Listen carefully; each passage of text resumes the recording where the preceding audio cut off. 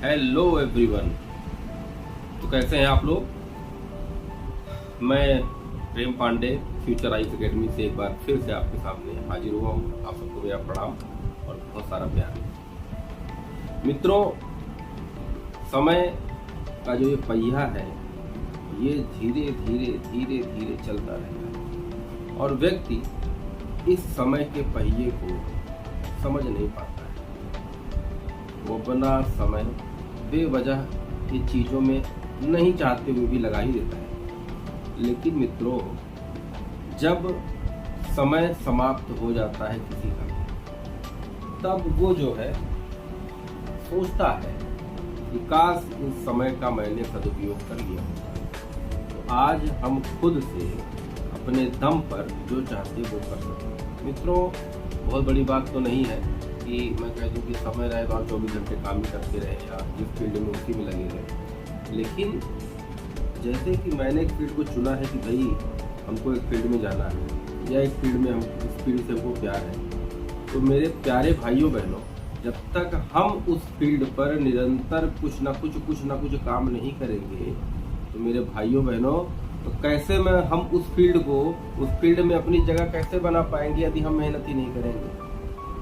आप जाके देखिए। मैं तो आपको कहता हूँ कि आप एंजॉय करिए, घूमिए, टहलिए, मूवी देखिए, खूब पैसा करिए, खूब अच्छे रहिए, लेकिन जो लक्ष्य आपको, जिस लक्ष्य को भेजना है, आपकी आंखें हमेशा चाहे तिरछी चाहे जैसे हमेशा उसी पे होनी चाहिए। क्योंकि जब हम अच्छा सोचते हैं तभी अच्छा कर पाते हैं। भाइयों बहनों, आज मैं आपको एक बात बता दूं कि कितने लोग हैं जो बाहर रह के पढ़ाई कर रहे हैं, कितने लोग ऐसे भी हैं जो अपने बच्चों को पढ़ाने के लिए अपना खेत बेच दे रहे हैं, अपना घर बेच दे रहे हैं। लेकिन फिर मित्रों, वो ये चीज़ सोच रहे हैं कि हम आज बेच रहे हैं, हमारा इधर नुकसान हो रहा है, तो हमारा बच्चा जब बनेगा तो हम सब एक करके हमारे यहाँ सारी खुशहाली। जब माँ बाप इतना बड़ा आपके लिए, इतना बड़ा सर्वोपरि इतनी बड़ी चीज़ कर दे रहे हैं, तो आपका भी तो फर्ज है कि थोड़ा सोचिए। मैं आपको पता ही ये हमेशा कहूँगा कि आप 18 घंटा पढ़िए, आप 19 घंटे मैं नहीं कहूँगा, लेकिन आप 6-7 घंटे, मेरे प्यारे भाइयों बहनों, आप 6-7 घंटे डेली पढ़िए, टुकड़ों में पढ़िए, लेकिन पढ़िए मेरे भाइयों, पढ़िए। तो आशा करता हूँ कि मेरी ये जो बात आज मैंने की आपसे, आप लोगों को पसंद आई होगी या आप लोग को चुभी होगी या आपको सत्यता दिखाई दी होगी। तो प्लीज़ आप इसको फॉलो करें, आप एंजॉय करें, घूमें, टहलें, मोबाइल चलाएं, वेब सीरीज देख डालें, कुछ भी करें, लेकिन अपने लक्ष्य को ध्यान में रखें। तो ये चीज़ मैं आशा करता हूँ कि जो मेरी बात सुनेगा आज से सुबह उठ के रात में ही ये फिक्स कर लेगा कि कल का दिन मुझे क्या करना है। जब हम रात में ये डिसाइड कर लेते हैं हमें क्या क्या करना है, लिख लेते हैं, तो दूसरे दिन ऑटोमेटिक हम उस काम को करते ही करते हैं। होता ना, खाली दिमाग शैतान का घर। तो हम खाली बैठे रहेंगे तो हमारा दिमाग भी फालतू चलता रहेगा। तो मित्रों, मेरे भाइयों, मेरे बच्चों, तो आपको ये ध्यान देना है कि मुझे खाली नहीं बैठना। ठीक है, काम करते रहें। तो कल हम लोगों ने बात की थी फंडामेंटल राइट्स, और आज हम लोग बात करेंगे थोड़ा सा इतिहास। इतिहास एक विषय के रूप में है, बहुत लोकप्रिय विषय है। जीएस में भी इतिहास के क्वेश्चन पूछे जाते हैं समझा। तो आज मैं इतिहास की थोड़ी चर्चा करना चाहता हूँ। इतिहास जैसा कि नाम है इतिहास, बहुत बार क्वेश्चन पूछे इतिहास का मतलब क्या होता है। तो इतिहास जो शब्द है मेरे भाइयों, इति धन हास, अगर हम इसका संधि विच्छेद करें तो इति धन हास, इतिहास मतलब ऐसा निश्चित रूप से हुआ था या ऐसा हुआ था। जो बीत गया है और जो आगे चल रहा है, दोनों में अंतर है। जो बीत गया है वो प्राचीन मध्य में चला जाएगा, जो आगे आगे आके खत्म आधुनिक है, जो अब चल रहा है वो तो हमारा आधुनिक इतिहास ही है।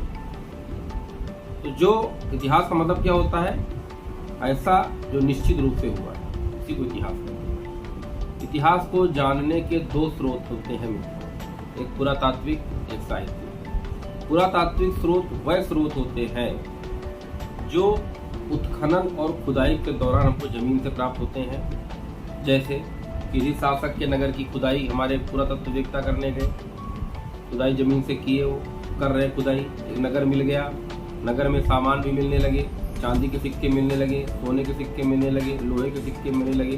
जब चांदी के सिक्के मिले तो हमारे इतिहासकारों ने लगा कि पक्का जो है वो रजत काल रहा होगा, सोने के सिक्के मिले, पक्का यहाँ का शासन स्वर्ण निकाल रहा होगा। मतलब जैसे जैसे संसाधन खुदाई के दौरान हमको मिलते गए, हम उनके आधार पर एक इतिहास का निर्माण करते हैं। लोहे के सिक्के मिले, इसका मतलब भैया कि सोना चांदी का अभाव रहा होगा, गरीबी रही होगी, इसलिए लोहे के सिक्के चलते थे। तो अपना अपना एक इतिहासकारों का विषय है, इतिहासकारों का अपना अपना अलग मानना हुआ है, अलग अलग मतभेद है, अलग अलग विचार है, लेकिन हमको पढ़ना क्या है, जो यूपीएससी और यूपीपीएससी और अदर स्टेट जो भी जो मानते हैं वो पढ़ना हुआ। मेरे भाइयों, इतिहास को जानने के दो स्रोत हैं, पुरातात्विक और साहित्यिक। पुरातात्विक स्रोत में जैसे इमाम बाड़ा हो गया, मकबरा हो गया, ताजमहल हो गया, किसी भी राजा का आप देखिए महल हो गया, जितनी भी चीजें हाथ से हम छू सकते हैं। ये दीवार है, कल को मैं नहीं रहूंगा अगर, या जिनका घर है वही नहीं रहेंगे, कल को जब इसको मान लीजिए बाढ़ के कारण पूरा संपूर्ण ये जहाँ मैं रह रहा हूँ सब का विनाश हो जाए, तो खुदाई के दौरान जब ये घर निकलेगा, इतिहासकार इसी को पुरातत्व, यही पुरातात्विक जितने भी हाथों से हम छू ले रहे हैं वो सब पुरातत्व में गिने जाते हैं। पुरातत्व में भी दो चीजें मिली, सिक्के का अध्ययन। क्वेश्चन पूछा गया है कि सिक्के के अध्ययन को क्या कहते हैं। सिक्के के अध्ययन को बोलते हैं न्यूमिस्मेटिक्स, मुद्रा शास्त्र। जब सिक्के का अध्ययन जिस शास्त्र के अंतर्गत होता है उसको मुद्रा शास्त्र कहते हैं, न्यूमिस्मेटिक्स। बड़े बड़े आपने मंदिर में गए होंगे, देखे होंगे कि पूरा हनुमान चालीसा लिखी रहती दीवार पर, जय हनुमान ज्ञान गुण सागर जय, बड़े बड़े मंत्र लिखे रहते हैं जिसको हम पढ़ते हैं, आरती भी करते रहते हैं, मंत्र भी पढ़ते रहते हैं, देखा होगा आपने, वो अभिलेख है। तो ऐसे अभिलेख जो आज के समय में हम देख रहे हैं अपनी आंखों के सामने, ऐसे ही अभिलेख प्राचीन समय में जब खुदाई होती थी बड़े बड़े राजाओं के अभिलेख मिले हैं। अभिलेखों का अध्ययन इपिग्राफी कहलाता है मेरे भाइयों। इपिग्राफी इसको बोलते हैं अभिलेख शास्त्र। अभिलेख शास्त्र के आधार पर पढ़कर हम राजा के शासन के बारे में पता कर लेते थे। बड़े बड़े फरमान लिखे रहते थे कि हमारी जनता ऐसी हो, हमारी जनता ये करे, हमारी जनता को ये छूट है। तो उनके भी अभिलेख से हमको काफी चीजें पता चल जाती थी, क्या क्या चीजें रही होंगी। तो पुरातत्व क्या है? इतिहास को जानने के दो स्रोत हैं, पुरातात्विक और साहित्यिक। पुरातात्विक स्रोत ऐसे स्रोत होते हैं जो खुदाई के दौरान हमको प्राप्त हुए, इतिहासकारों को प्राप्त हुए। बड़ी बड़ी बिल्डिंगें, बड़े बड़े स्मारक, बड़े बड़े इमाम बाड़ा या कुछ भी, बुलंद दरवाजा, कुछ भी, ताजमहल, लाल किला, ये सब पुरातात्विक सर्वेक्षण है। आप देखिए कि लाल किला में जैसा था वैसे ही है, उसको क्यों नहीं तोड़ के मोदी जी उसको पूरा 5 स्टार होटल बनवा रहे हैं? क्यों नहीं बनवा दे रहे? ताजमहल में क्यों नहीं चेंजेस कर रहे हैं? क्यों नहीं कर रहे हैं? क्योंकि हमारी जो प्राचीन संस्कृतियां उसके साथ चेंजेस नहीं कर सकती, क्योंकि हमारे आने वाले धरोहर को ये दिखाना होगा कि हमारा लाल किला ऐसा था। उनको मॉडिफाई करके बुर्ज खलीफा नहीं बना सकते, भले वो गिर जाए उसको मेंटेन कर सकते हैं, लेकिन ढांचे में कोई परिवर्तन करने का अधिकार राज्य को न केंद्र को है। तो जितने भी पुरातात्विक स्मारक हैं, आप भी जाइए घूमने, गुलाब बाड़ी जाइए, इमाम बाड़ा जी देखिए लिखा रहता है भारतीय पुरातात्विक सर्वेक्षण द्वारा लिखा रहता है। तो ये भारतीय पुरातात्विक सर्वेक्षण क्या करती है?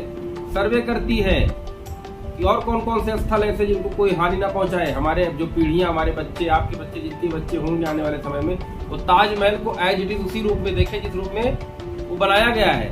उसमें कोई चेंजेस नहीं होनी चाहिए, क्योंकि हम चेंजेस से, अगर कोई भी चीज चेंज होगी तो हमारा दृष्टिकोण बदल जाएगा, हमारे वैचारिक क्षमता बदल जाएगी। इसलिए जो जैसी चीजें मिली उसको वैसे ही स्वीकार करना पड़ेगा आपको। पुरातात्विक सर्वेक्षण में कोई भी छेड़छाड़ नहीं कर सकते। अभिलेख मिले हैं बड़े बड़े पत्थरों पे खुदे हुए, क्या रबड़ से अभिलेख को मिटा सकते हैं? क्या रबड़ से अभिलेख को मिटाया जा सकता है? नहीं मिटाया सकता। तो अभिलेख, स्मारक, सिक्के और जो भी सामान मिले, ग्लास मिला, बर्तन मिला, कुछ मिला, ये सब पुरातत्व में ही आएगा। एक इतिहास को जानने का ये मात्र मकसद पुरातात्विक सर्वेक्षण द्वारा भी इतिहास की जानकारी होती है और साहित्यिक स्रोत से भी इतिहास की जानकारी होती है। जैसे हमने रामायण लिख दिया, हमको युद्ध जाने की जरूरत नहीं, रामायण लेके आए अपने घर पे, पूरी किताब रामायण पढ़ डाले, राम कौन है, सीता कौन है, लक्ष्मण कौन है, भरत कौन है, हनुमान कौन है, जान गए भैया। तो पढ़ के किसी का इतिहास जानना, पढ़ के इतिहास के बारे में जानकारी साहित्यिक स्रोत होती है। वेद, पुराण, उपनिषद, महाभारत, रामायण, काव्य, ये सब क्या है? ये इतिहास को जानने के साहित्यिक स्रोत हैं। पुरातात्विक मतलब खुदाई के दौरान सिक्के, ग्लास, बर्तन, भाड़ा, स्मारक, इमाम बाड़ा, जो कुछ मिला वो सब पुरातत्व में घुसे होते हैं। और जो चीजें हमको पढ़ के प्राप्त होती, वेद, पुराण, उपनिषद, जो भी है सब चीजें जो पढ़ाई की, मान लीजिए हम अब लक्ष्मीकांत के को पढ़ के भारतीय राज्य व्यवस्था की जानकारी क्या और समझ विकसित कर रहे हैं, तो लक्ष्मीकांत एक पुरातात्विक सर्वेक्षण है, खुदाई मिली थी आपको? नहीं, आपने बुक खरीद के लाई है, उन्होंने एक जगह लिख दिया, आपने उसको पढ़ के संविधान के बारे में जानकारी आपके दिमाग में विकसित हो गई। तो वो साहित्यिक स्रोत है। हमारी कोई भी बुक जो इतिहासकारों ने लिखी है वो भी साहित्यिक स्रोत है।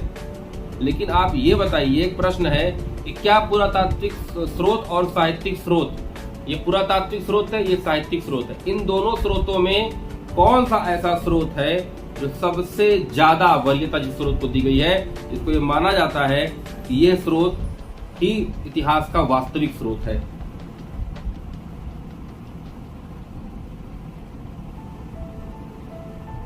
भैया, पुरातात्विक और साहित्यिक दो स्रोतों पे मैंने चर्चा ही की है अभी तक। दो स्रोतों में से वो कौन सा ऐसा स्रोत है जो ये ऐतिहासिक साक्ष्य को सिद्ध करता है कि हाँ भैया, ये साक्ष्य इस साक्ष्य की अपेक्षा ज्यादा वरीयता प्राप्त साक्ष्य है? पुरातात्विक इंपॉर्टेंट है ज्यादा इतिहासकारों के लिए या साहित्यिक? ये प्रश्न आज ही रोकता हूं मैं। अब इसका प्रश्न का उत्तर कमेंट बॉक्स में जिनको समझ में आ रहा है, जो पढ़ने वाले योग्य विद्यार्थी हैं, और जो मान लीजिए कोई जनता या कोई नागरिक भी मेरा ये वीडियो देख रहा है, तो इस लेक्चर को इतने में समझाने में सिर्फ इतिहास का अर्थ क्या है, इतिहास के प्रमुख स्रोत कौन से हैं, यही चीज बताने में आज 10 से 15 मिनट मैंने दे दिया आपको। तो ये topic pre cum to mains with interview के लिए बहुत इंपॉर्टेंट है। आप समझ विकसित करिए। जिन्होंने इस लेक्चर को 10 मिनट की लेक्चर, 11 मिनट का लेक्चर आपने देखा होगा, तो आप खुद ही कमेंट में करके बता देंगे कि सर ये वाला स्रोत इस वाले स्रोत से ज्यादा महत्वपूर्ण है। लेकिन क्यों महत्वपूर्ण है ये भी आपको लिखना है। अगर आपने कहा साहित्यिक स्रोत ज्यादा इंपॉर्टेंट है तो क्यों इंपॉर्टेंट है, उसके रीजन क्या है? अगर पुरातात्विक इंपॉर्टेंट तो क्यों है, उसका रीजन क्या है? कमेंट करके लिखिए। मैं ये चीज आज देखना चाहता हूँ कि मेरा व्हाट्सएप नंबर भी 8299033374 इस पे कमेंट करिए कि कौन सा इंपॉर्टेंट है, पुरातात्विक या साहित्यिक। और जितने भी फ्रेशर्स बच्चे बच्चियां हैं उनको इस फील्ड में आने के लिए बहुत बहुत सारी शुभकामनाएं, हार्दिक बधाई।